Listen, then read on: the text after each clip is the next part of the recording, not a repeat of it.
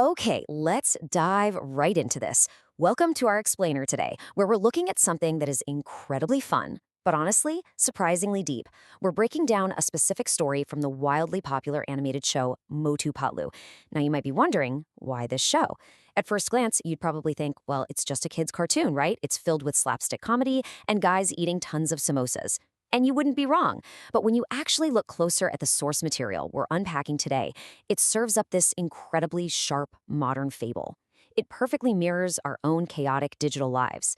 It takes us on this totally bizarre journey that starts in a magical, literally life-threatening cave, and then somehow ends up addressing one of the most relatable struggles of our modern era, smartphone addiction. To see exactly where we're headed with this, listen to this moment of just pure, deep frustration. Palu tells his best friend Motu, "Connected to the whole world, but disconnected in your own home." That single line highlights the central theme of our explainer. It completely sets up the unexpected depth and the sharp social commentary hidden right beneath the surface of this seemingly simple slapstick story. I mean, think about it. It's a statement that rings true for almost anyone who owns a digital device today. So, let's start with Act 1, the Magic Treasure Hunt, a classic slapstick adventure. Let's see how this all builds from the very beginning. We're going to frame the first half of this narrative as a traditional, wildly unpredictable cartoon adventure, because it gives us the high-stakes, purely physical comedy that viewers initially tune in for, which actually makes the eventual thematic shift way more impactful. This story speeds us through a completely wacky escalation of events. It begins with the most mundane act ever. The characters are literally just planting a tree for shade and fruit. But then, pure chaos erupts. A monkey snatches Inspector Chingham's government hat. While chasing this monkey, they stumble upon some broken machine parts that just happen to contain a hidden treasure map. So, following this map, they find themselves crossing a treacherous river, where Motu tragically realizes he left his precious bag of samosas on the other side. Finally, they reach a magical cave containing a giant diamond, only to be immediately attacked by a swarm of massive, ravenous bats. The life-threatening danger here is meant to be super exaggerated, which humorously contrasts with the very mundane everyday conflict that's coming up next. And actually, speaking of that bat attack, I have to point out this specific, hilarious detail.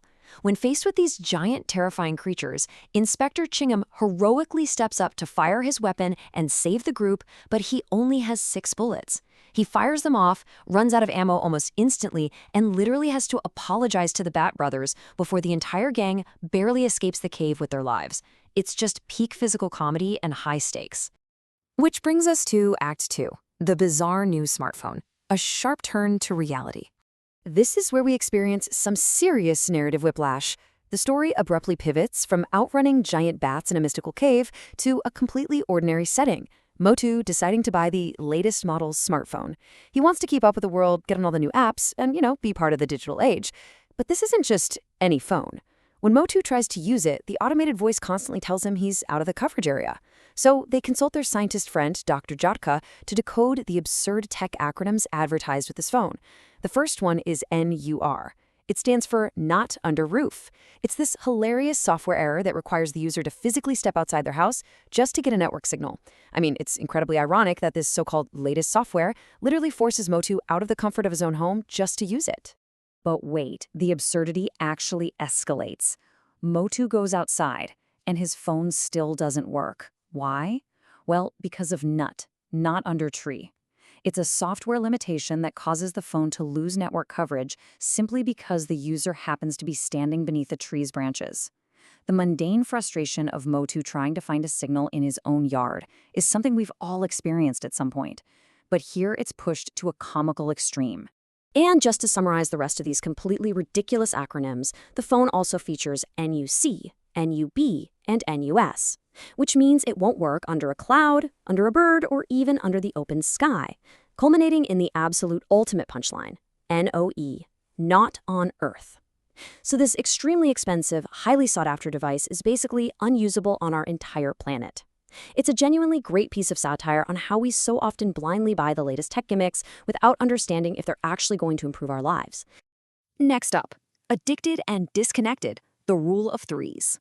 Once Motu actually gets the phone working, we see a massive behavioral shift. The comedy moves away from slapstick and straight into grounded social commentary. They use the classic comedic and narrative rule of threes to show just how far Motu is falling into his screen. And this brilliantly illustrates the divide Motu is creating. In his virtual life, he's totally obsessed with bragging about making new friends on Y-app and getting thousands of likes on Facebook.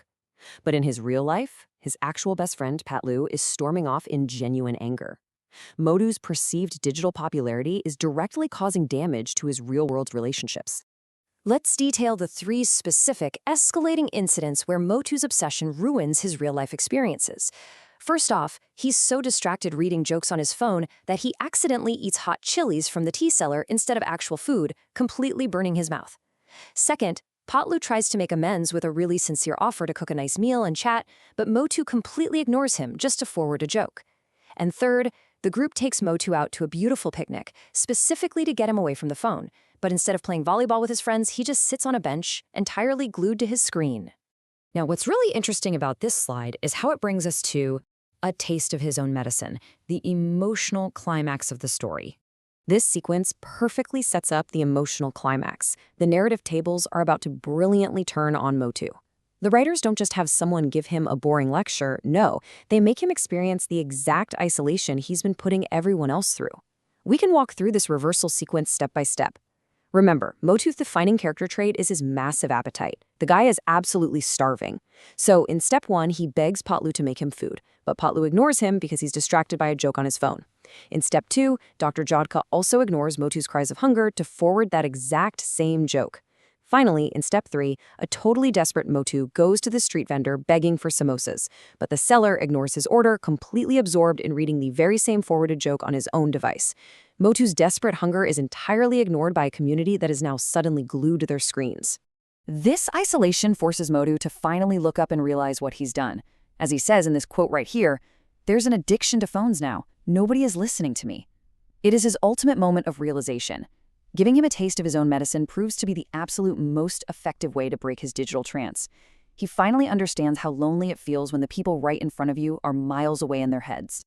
Let's look at the smartphone fable's moral, finding the balance.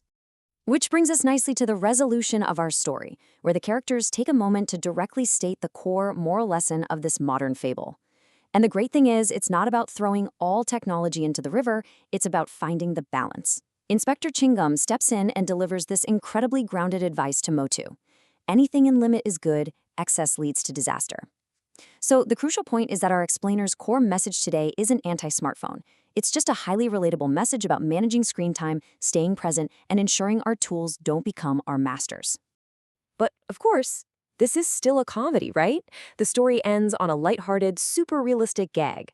Motu sincerely apologizes to his friends and promises to only use the phone when absolutely necessary. But literally a second later, it dings. He immediately accepts a new friend request on his screen. His friends stare at him in absolute shock, but he just laughs it off as a quick joke before immediately returning to his true love, begging the vendor for hot samosas. It shows that while the lesson is definitely learned, Motu remains his wonderfully flawed self. Change is a process, after all. So, we've journeyed all the way from magical caves to the pitfalls of group chats. And it leaves us with this final, provocative thought to consider in our own lives. Look at the people around you today. Are you entirely present with them? Or is your attention secretly not on Earth? Take a moment to check your own digital habits. Thanks so much for joining us for this explainer, and we will catch you next time.